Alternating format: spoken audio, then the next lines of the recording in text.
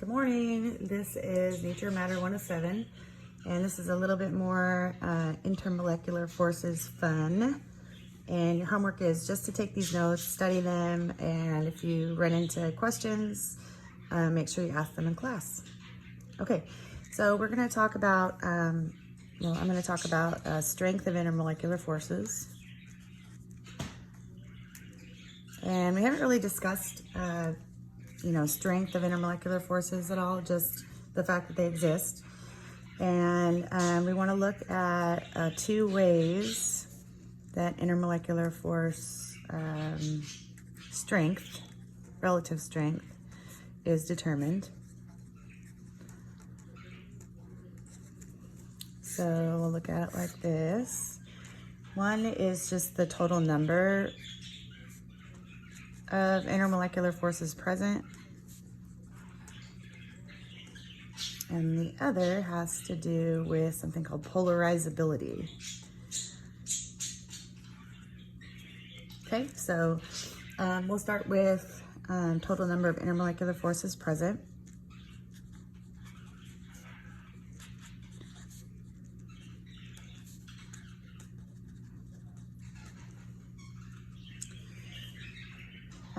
So you want to remember that some substance that has more types of intermolecular forces present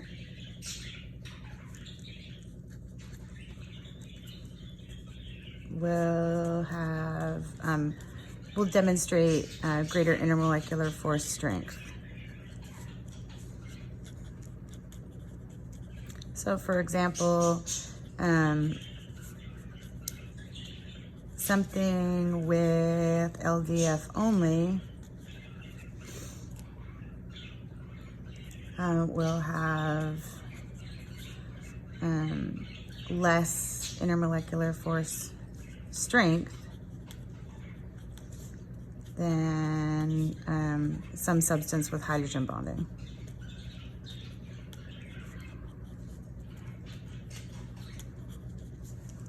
And I'm going to put a star next to that because what I'm going to say next here can contradict this in a little bit of a way, but hopefully we can understand everything, right? So we would look at things that are with around the same molar mass.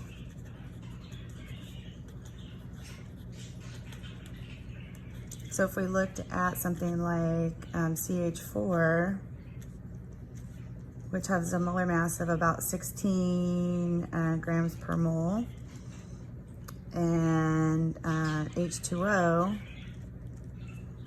which has a molar mass of about 18 grams per mole. So they're kind of on the same level as far as molar mass goes. Water, because it has hydrogen bonds, will demonstrate larger intermolecular force traits. And we'll talk more about those in part 2. Okay, so the second thing we want to look at is this idea of polarizability.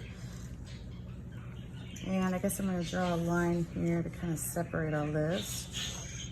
Polarizability is an idea that molecules, electrons, can move slightly, and the more electrons there are in a molecule,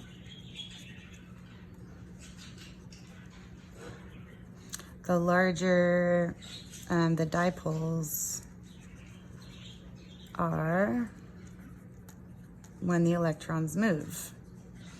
And when I say larger, I just mean a bigger difference between the positive and negative ends.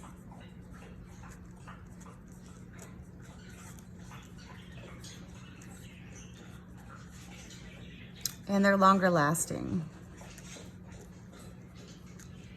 And my college professor in chemistry and freshman chemistry described it like electrons sloshing back and forth between the ends of a molecule, kind of like water in a bathtub. And if you have a little bit of water, you can slosh it a little bit, like up the sides of the bathtub. And if you have a lot of water, you can slosh it a whole bunch.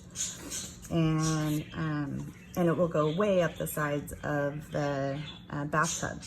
So for instance, if we have a molecule like CH3OH, which is methanol, and we're looking at its intermolecular forces versus something like C3H7OH,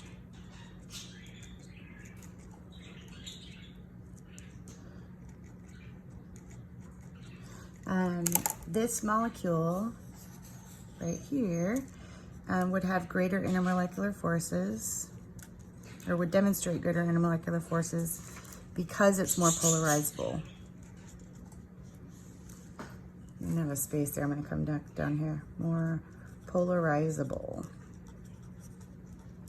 So more electrons means larger slosh. So for lack of a better term. So larger molecules, greater molar mass means more electrons, means more polarizable.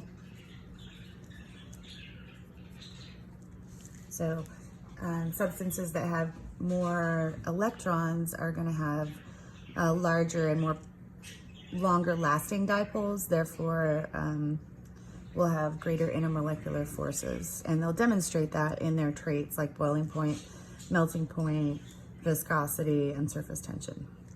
Okay, so that was part 1, and I'll see you back here for part 2. Thank you.